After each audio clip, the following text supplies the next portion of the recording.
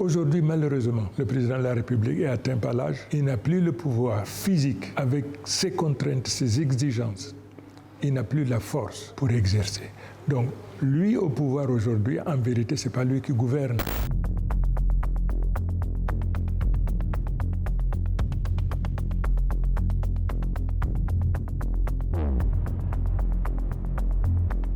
On s'aperçoit que, par exemple, durant les 14 dernières années, le chef de l'État qui préside aux destinées de notre nation, qui veille à ce que toutes les institutions se déroulent normalement, n'a pas organisé un seul conseil de ministres.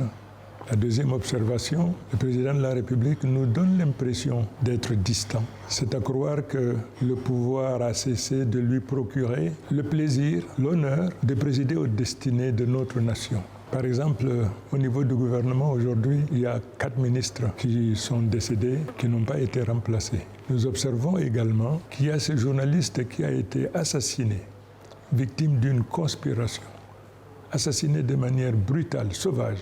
Cela a suscité l'émoi de la nation en particulier, du monde en général. Jusqu'à présent, il n'y a pas eu de suite. Les populations s'interrogent. Nous qui étions ses collaborateurs, on s'interroge. Qu'est-ce qui justifie, qu'est-ce qui explique cette distance vis-à-vis du pouvoir?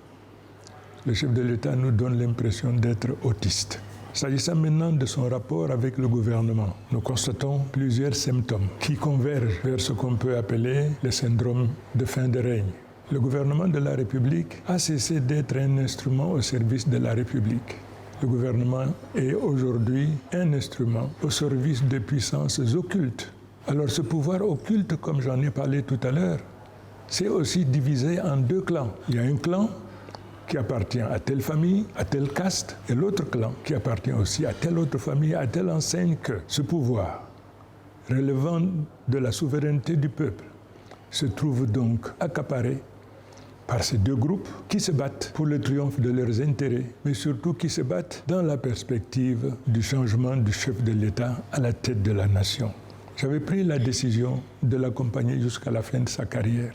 Malheureusement, il se trouve, le chef de l'État est inaccessible, il est invisible. Aujourd'hui, ne sachant à quel sens se vouer, compte tenu de l'impossibilité donc d'être en contact avec lui, pour discuter, partager avec lui, je me suis trouvé dans la nécessité, dans l'obligation de retirer mon engagement que je lui avais fait pour l'accompagner jusqu'à la fin de sa carrière. Cette décision ne procède pas du hasard, mais plutôt d'une très longue observation du rapport du chef de l'État avec la gouvernance, rapport du chef de l'État avec le gouvernement, rapport du chef de l'État avec les institutions de la République de manière générale. Cette décision est le résultat également d'une réflexion mûrie avec les militants et sympathisants de mon parti, dans la perspective donc du choix d'un des candidats. Et à chaque fois que j'ai posé le problème de tous les candidats en compétition sur qui j'étais dévolu, invariablement, en 2011 comme en 2018, ils ont toujours jeté leur choix sur le président Biya. Cependant, en 2025, je reprends le même exercice. Ces mêmes militants hier qui spontanément étaient prêts à annoncer leur adhésion à la politique du président Biya, cette fois-ci, m'ont posé une fin de non-recevoir. Ils refusent parce qu'après 43 ans, aujourd'hui, ils sont réduits à l'indigence. Ils ne l'acceptent pas.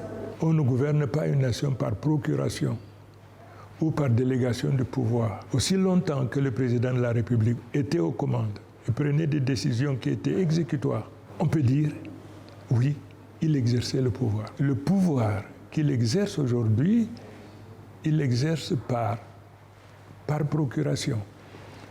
Et le fait, après 43 ans, qu'il n'ait pas eu la possibilité de désigner quelqu'un qui puisse lui succéder si telle était la volonté du peuple camerounais, donne l'impression, effectivement, que le pouvoir était sa propriété. C'est pour ça donc que nous disons non, le pouvoir est la propriété du peuple et c'est le peuple qui, conformément aux dispositions constitutionnelles, procédait donc à l'élection du nouveau président.